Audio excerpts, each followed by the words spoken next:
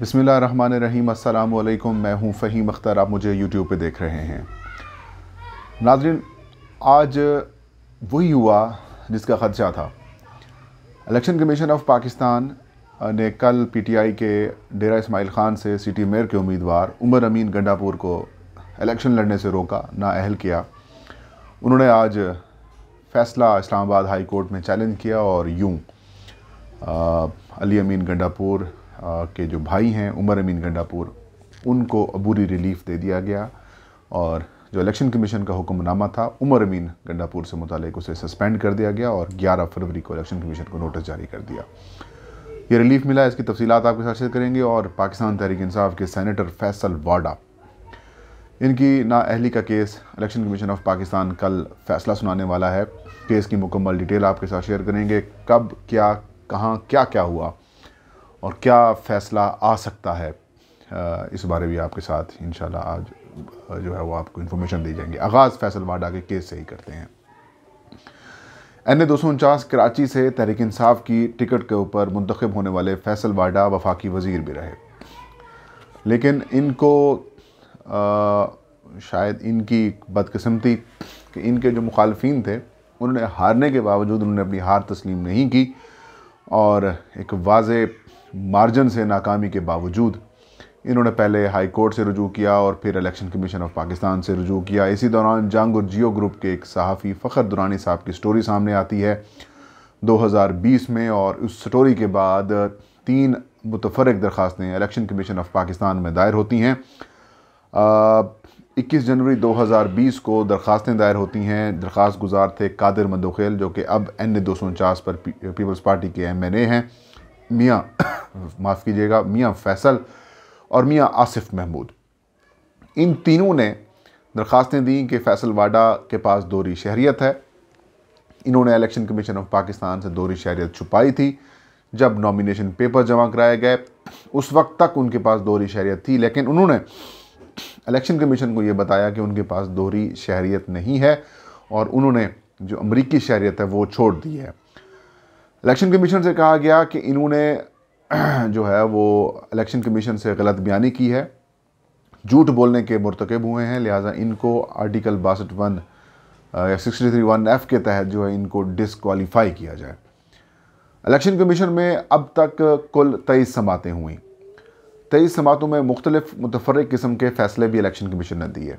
फैसल वाडा और उनके वकला ने इलेक्शन कमीशन के फ़ैसलों को चैलेंज भी किया। इस्लामाबाद हाई कोर्ट में भी लगभग 1 दर्जन के करीब समातें हुई और उसके बाद इलेक्शन कमीशन को ये हुक्म दिया गया इस्लामाबाद हाई कोर्ट की जानिब से कि फैसल वाडा के केस का जल्द फ़ैसला करें और 2 महीने का उन्हें वक्त दिया गया कि 2 महीने के अंदर इस केस को निपटा दें। इलेक्शन कमीशन में लगभग ये मामला 22 माह तक ज़ेर समात रहा।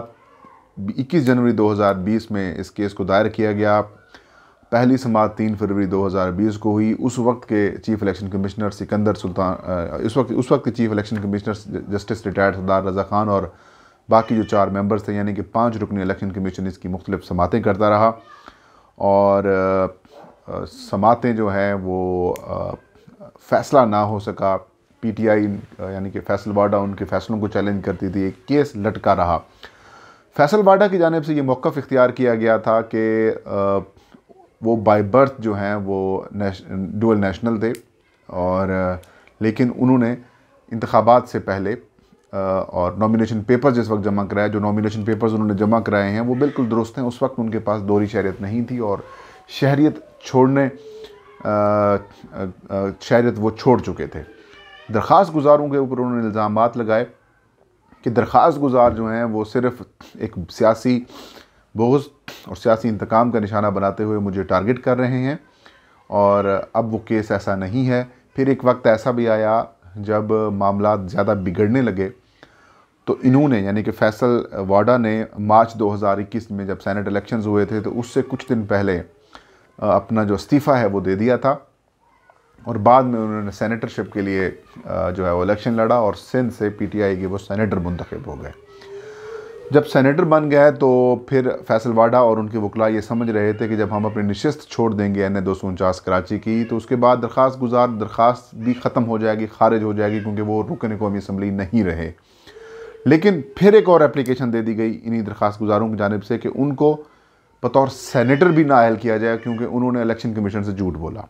इस केस में ट्विस्ट तब आया जब इस्लामाबाद हाई कोर्ट में इस नई दरख्वास्त को चैलेंज किया गया और हाई कोर्ट ने कहा कि election commission with in 2 month अपना फैसला दे।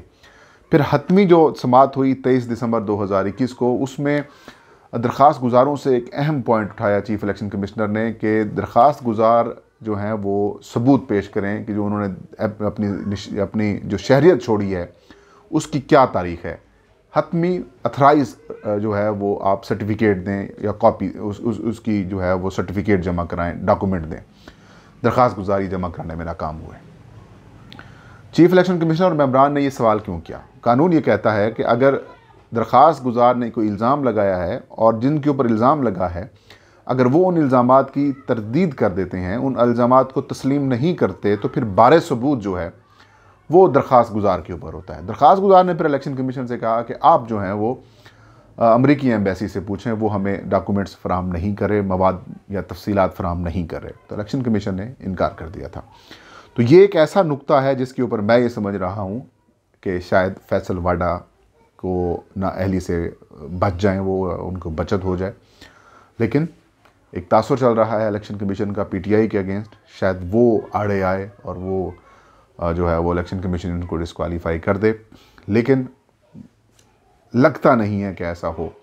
अगर होगा तो वो भी एक कमज़ोर डिसीजन होगा, और वो भी हाई कोर्ट में जिस तरीके से आज इस्लामाबाद हाई कोर्ट में चैलेंज किया गया, शायद वो चैलेंज हो जाए। तो यूँ कल 10 बजे इस केस की समाअत होनी है और इस केस को कल चीफ इलेक्शन कमिश्नर ख़ुद हेड करेंगे बेंच को, और वो इसका फ़ैसला सुनाएंगे। और हो सकता है इलेक्शन कमीशन ये कह दे क्योंकि उनकी वो सीट छोड़ चुके हैं, लिहाजा अब ये केस जो है वो नहीं बनता। तो शायद ये भी हो कि उनको डिस्क्वालीफाई कर दिया जाए, शायद ये भी हो। लेकिन चांसेस जो हैं वो मेरे मुताबिक ये हैं कि शायद फैसल वाडा कल टेक्निकल ग्राउंड्स के ऊपर वो बच जाएँ, क्योंकि जब आखिरी समाअत हुई थी 23 दिसंबर को, तो उन्होंने नादरा की वो रिपोर्ट भी जमा कराई थी, उनके शनाख्ती कार्ड से मुतालिक जो मामला थे वो भी जमा करा दिए थे। लेकिन अभी तक उन्होंने अपनी जो शहरियत छोड़ने का सर्टिफिकेट है वो इलेक्शन कमीशन को नहीं दिया। इलेक्शन कमीशन ने उनसे जवाब मांगे, जवाब उन्होंने इल्ज़ामात की तरदीद की।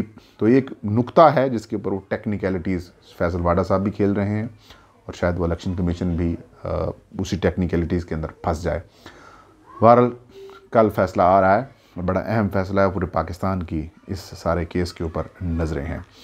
दूसरा बड़ा मामला था डेरा इस्माइल ख़ान के बल्दियाती इंतखाबात के लिए जो सिटी मेयर की नशिस्त है, वहाँ पर पीटीआई, पीपल्स पार्टी और जमीयत उलमा इस्लाम के दरमियान सख्त कांटे का मुकाबला है। कल ज़ाब्ता अखलाक की खिलाफ वर्जी पर इलेक्शन कमीशन ने पीटीआई के उम्मीदवार उमर अमीन गंडापुर जो कि अली अमीन गंडापुर जो कि वफाकी वज़ीर हैं अमूर कश्मीर और गिलगित बल्तिस्तान के, उनको उन्होंने डिस्क्वालीफाई कर दिया था। इलेक्शन लड़ने से उन्हें रोका था और अली अमीन गंडापुर के ऊपर जो पाबंदी लगाई गई थी डेरा इस्माइल ख़ान दाखिले पर, वो हटाई और उन्होंने सख्ती से वार्निंग की और ये कहा कि आपने मज़ीद ज़ाब्ता अखलाक की खिलाफ वर्जियाँ नहीं करनी, इंतखाबी मुहिम आपने नहीं चलानी। अगर आपने ऐसी की खिलाफ वर्जी की तो आपके ख़िलाफ़ सख्त कार्रवाई और एक्शन लिया जाएगा। कमीशन ने कल फ़ैसला सुनाया। मैंने कल शाम को ये इसके ऊपर वीलाग किया और उसमें मैंने कहा था कि ये फ़ैसला जैसे ही चैलेंज होगा तो फ़ौरी तौर पर ही इसको उड़ा दिया जाएगा, और यही हुआ। आज पीटीआई ने जो उनके वकील हैं अशरफ गुजर, उमर अमीन गंडापुर के वो, और बैरिस्टर जो हैं वो पीटीआई के वकील, वो भी पेश हुए और election commission supreme Islamabad high court में उन्होंने इस केस को चैलेंज किया। चीफ जस्टिस अतर मिनल्ला ने जो है वो इस केस को सुना, और आज ही उन्होंने इलेक्शन कमीशन का जो आर्डर था जो कि उमर अमीन गंडापुर से मुताल्लिक़ था, उनकी डिस्क्वालिफिकेशन से मुताल्लिक़ था, उसको उन्होंने जो है वो सस्पेंड कर दिया और 11 फरवरी को दोबारा केस मुकर्रर किया और नोटिस जारी कर दिया इलेक्शन कमीशन को। इस सारे मामले पर उनसे जवाब भी मांगा। पीटीआई के वकला ने एक अहम पॉइंट उठाया। उन्होंने कहा कि पूरा केस जो चल रहा था वो अली अमीन गंडापुर से मुताल्लिक़ था। उमर अमीन गंडापुर को जुर्माना नहीं किया गया। कमीशन अगर ज़ाब्ता अखलाक की खिलाफ वर्जी देखता है तो पहले वो फ़ाइन करता है, फ़ाइन करने के बाद अगर फिर भी खिलाफ वर्जी होती है तो फिर उस शख्स के ख़िलाफ़ एक्शन लिया जाता है। लेकिन अली अमीन गंडापुर के ऊपर तो जुर्माना किया गया, लेकिन उमर अमीन गंडापुर को ना नोटिस जारी किया गया और ना ही उनके ख़िलाफ़ किसी किस्म को कोई जुर्माना आयद किया गया, ना ही समरी ट्रायल किया गया, ना ही तहकीकात की गई और उसके बाद उन्हें डिस्क्वालीफाई कर दिया गया, जो कि एक कमज़ोर फ़ैसला है। तो इस्लामाबाद हाई कोर्ट ने